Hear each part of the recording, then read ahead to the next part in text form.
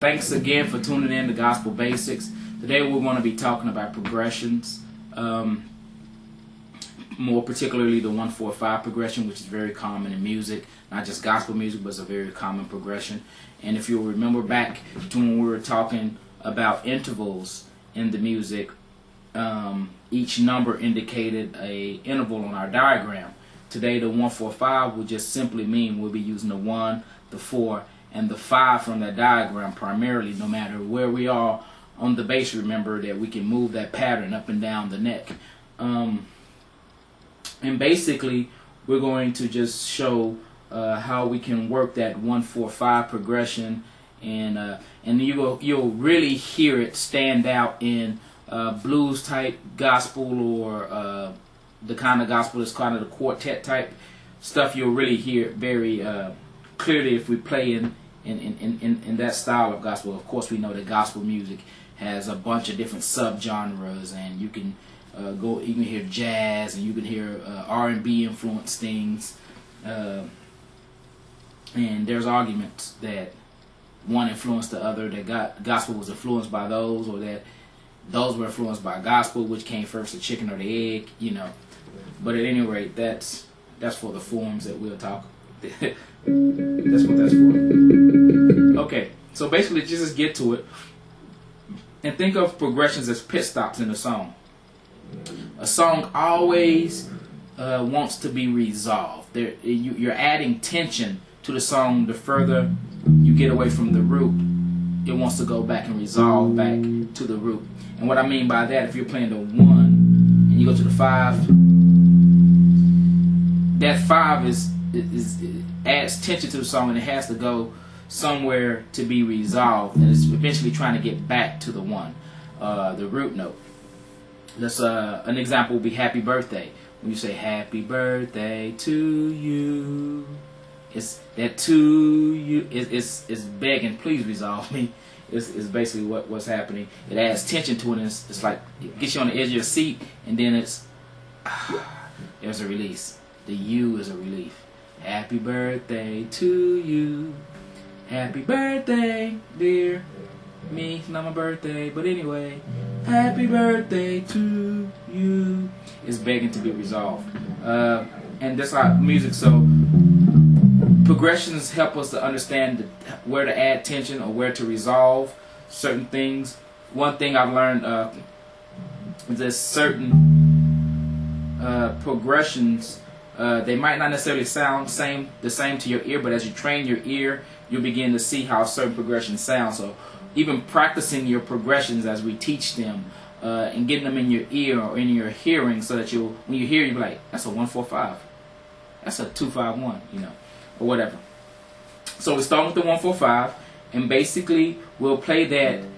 Since the bass plays one note at a time as opposed to chording, like a keyboardist will play all 3 at once and play the chord. We play one at a time, and so when I say the 1, we're playing the 1 chord, but you can just pick the root. And I'll go into more detail in an explanation or write-up that I'll do on the site, but this is just to get your feet wet with it. So say for instance we're in the key of C. C would be the 1, F would be the 4, G would be the 5.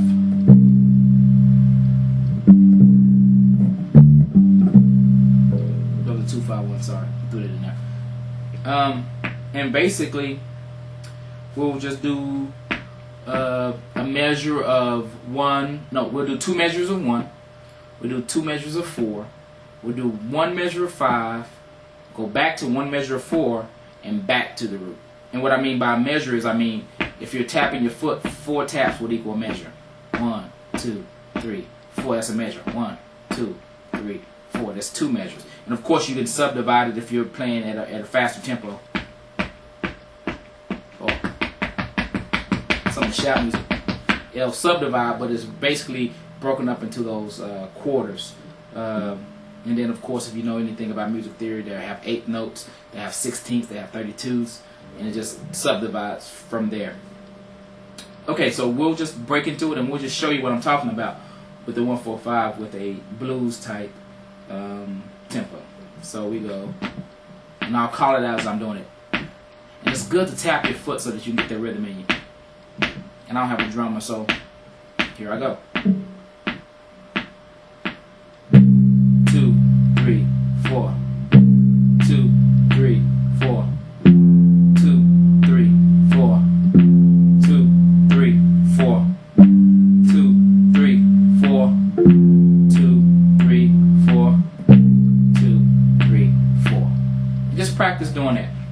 And then once you practice doing that, we'll add more notes to it. We'll go.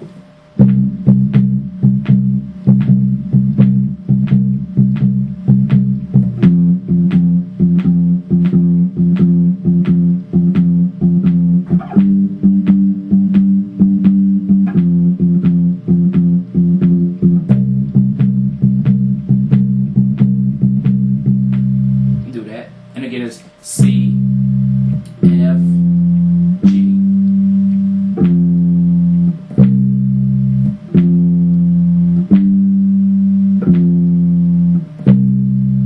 Try to remember what that sounds like. Just practicing that. Remember what it sounds like. Practice it till it gets into your hearing. And then we can get even more fancy with it. We can go. We can play the actual chords for each one, and we'll arpeggiate the chord for each one. We'll go from the 1, the 3, and the 5 of C. Then we'll go 1, 3, 5 of the F, and 1, 3, 5 of the G. So now we're seeing these patterns that we had, the 1 and 3 and the 1 through 7.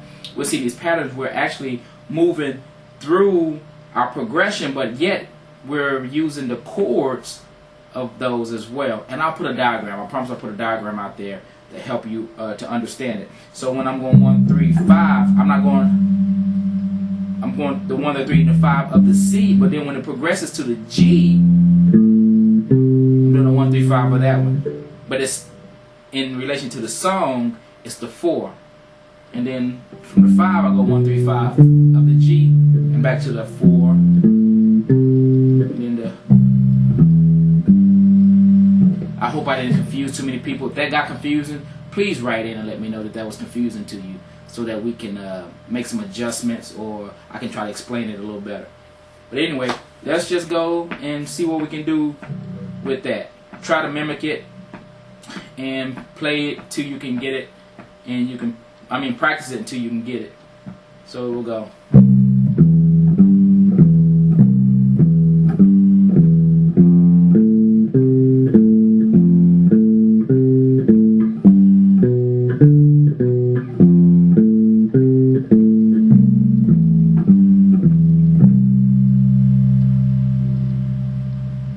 Or you can spice it up. You can.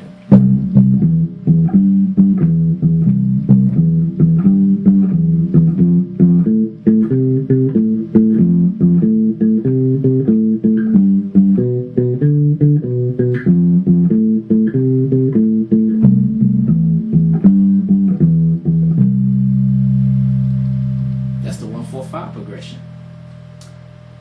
I'm gonna practice that. You can move it to different keys. Just practice getting that up under your hand and hearing what that sounds like. And I hope that helped you out.